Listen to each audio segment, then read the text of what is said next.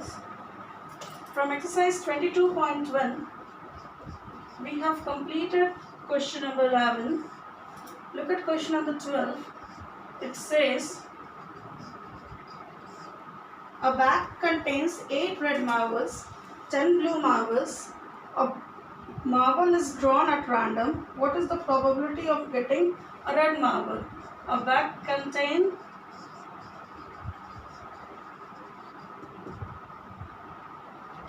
8 red marbles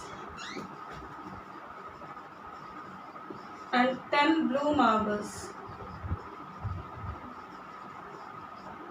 So number of marbles in a bag,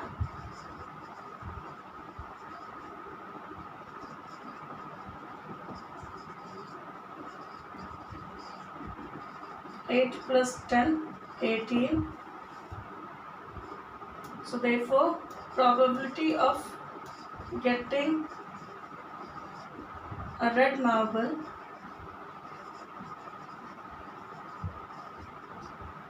(8 by 18) is equal to 4 by 9. Question number 13, it says, a bag contains 3 white balls, 5 red balls, 4 blue balls.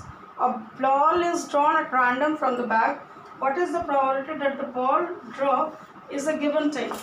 Number 12, number 13 is white balls, 5 red balls, 3 white balls, 5 red balls, and blue balls 4. So number of balls in the bag,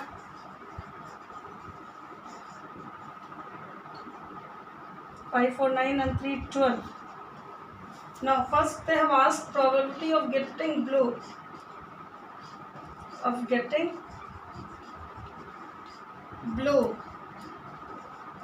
So blue is 4 out of 12, 1 by 3.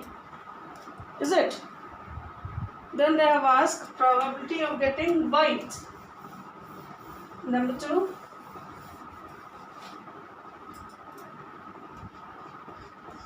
Probability of getting white. How many white we had? 3 out of 12. So 1 by 4. Number 3, they have asked probability of getting red. That is red we have 5 by 12.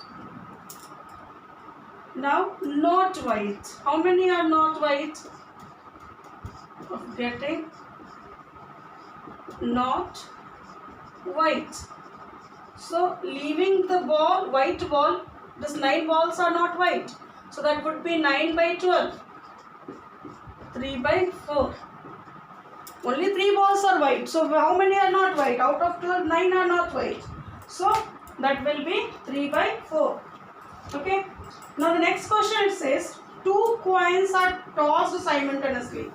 Find the probability of getting these outcomes. So when we toss 2 coins simultaneously, so what can be the favorable outcomes? Total outcomes can be what? It can be tail-tail, head-head, head-tail and tail-head. Is it? Now, question number 13. Total outcomes when 2 coins are tossed. It can be tail-tail. It can be both are heads. Is it? It can be the first one is tail and second one is head. And it can be first one is head and second one is tail. So total outcomes are 4. Now they have asked you 2 tails. So what is the probability of getting 2 tails? Number 1, probability of getting 2 tails is equal to 1 by 4. No tails. probability of getting no tails. So when we do not get the tails, when both are heads, is it? So this also 1 by 4. 3, at least one tail. So which are the cases we are getting one tail at least? Here, here, and here to both we are getting. So what can be the probability of getting at least one tail? Here the question you have to apply your head. At least one tail they have told. They have not said it cannot be both tail. So these 3 cases we are getting at least one tail. So probability of getting one tail, at least one tail, is equal to 3 by 4. Here I am getting one tail, here I am getting one tail, and here I am getting both the tails. So both will be the probability of getting tails, is it? This was question number 14. Now cards being the numbers 1 to 35 are kept in a bag. A card is drawn at random from the bag. Find the probability of a getting card bearing a prime number less than 15. So how many prime numbers we have less than 15?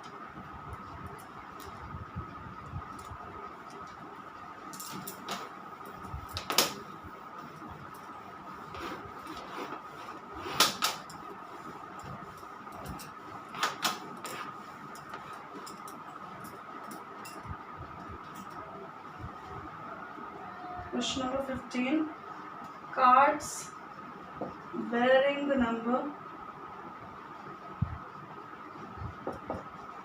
numbers 1 to 35. So therefore, what would be the total outcomes? 35. Now, number 1, prime number less than 15. So what are the prime numbers less than 15?